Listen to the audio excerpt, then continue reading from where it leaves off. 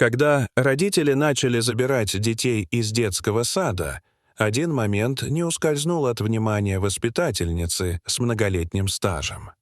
Среди радостных встреч и объятий выделялась сцена, заставившая Элисон Мэй насторожиться.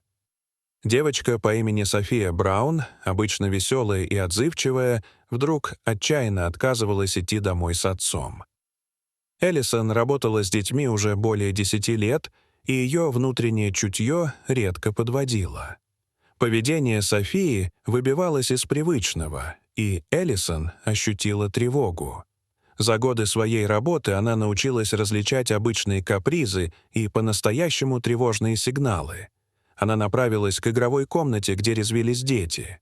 Смех, звон голосов, качели, раскачивающиеся под последними лучами солнца — все казалось нормальным, пока ее взгляд не нашел Софию. Девочка смеялась, пока не услышала, что за ней приехали. Слова воспитательницы заставили ее резко изменить выражение лица. «Нет, я не хочу домой». Голос Софии дрожал. Элисон присела рядом, стараясь говорить мягко и спокойно. «София, что случилось? Почему ты не хочешь идти домой?» Девочка всхлипнула и прошептала. «Здесь лучше. Дома все не так. Там страшно». Эти слова кольнули воспитательницу в сердце. Это был не просто страх темноты или наказание за проказы. Это был страх, укорененный глубоко внутри, настоящий и острый. Вскоре к приемной подошел мужчина, представившийся отцом Софии, Мартин Браун.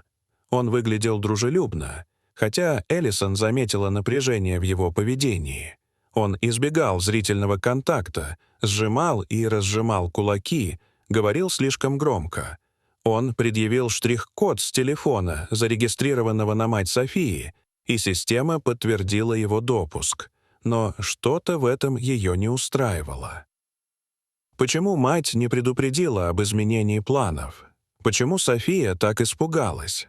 Когда Мартин вошел в игровую комнату, София, увидев его, напряглась, прижалась к стене, словно хотела исчезнуть. Ее страх был настоящим. Когда он попытался надеть ей ботинки, девочка вырвалась и побежала в другую сторону. Мартин смеялся, пытаясь разрядить обстановку, но Элисон уже не сомневалась. Тут что-то не так. Поведение Мартина больше походило на актерскую игру. После того, как Мартин увел Софию, и они сели в машину, Элисон заметила, что девочка забыла свою любимую мягкую игрушку — зайца по имени Патч. Для Софии этот заяц был не просто игрушкой. Это был ее источник утешения. Элисон схватила игрушку и вышла на парковку. Машина Браунов еще была на месте. Подойдя ближе, Элисон услышала, как Мартин ругает Софию. «Ты такая же, как твоя мать. От вас одни неприятности». Тон был холодным, пугающим. Девочка замолчала, приняв воду и перекус. Элисон села в машину и решила следовать за ними, якобы, чтобы вернуть игрушку. Внутренний голос говорил ей: «София в опасности». Ее сердце билось часто, и она с трудом находила оправдание собственным действиям, но не могла иначе. Машина Браунов свернула с дороги на узкую тропу в лесу недалеко от городка Морига. Элисон припарковалась позади и увидела, как Мартин вел девочку вглубь чащи. Она окликнула его, держа в руке Патча. Мартин обернулся с резкостью в голосе. «Ты следила за нами?» Элисон попыталась объясниться, но его поведение становилось все более агрессивным.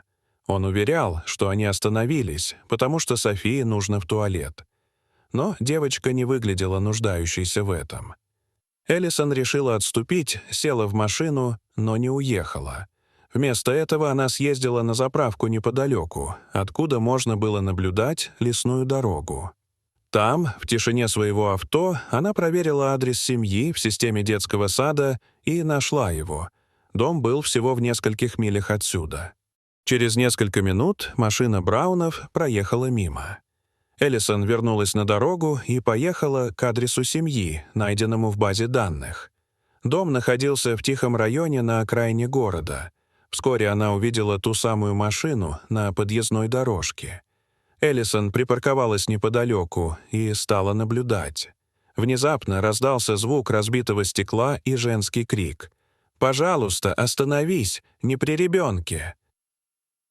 Эллисон тут же достала телефон, набрала полицию и начала снимать происходящее на видео, не в силах больше просто сидеть.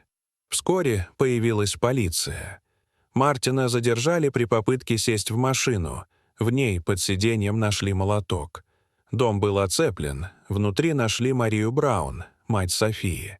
Она была избита и заперта в ванной.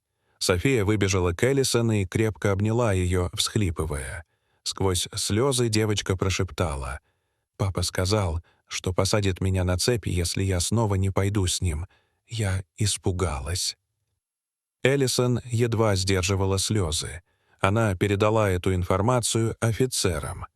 Полиция и скорая уже оказывали помощь. Врачи проверили состояние Марии и Софии.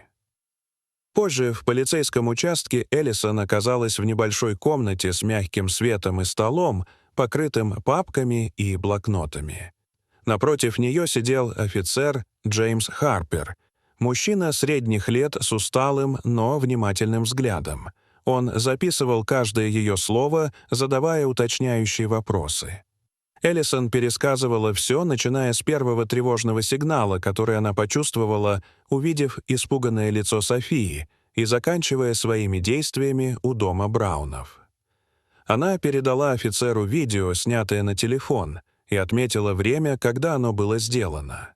Запись просматривали молча, только короткие комментарии офицеров подтверждали серьезность ситуации. После завершения протокольных процедур Харпер посмотрел на нее с выражением уважения на лице.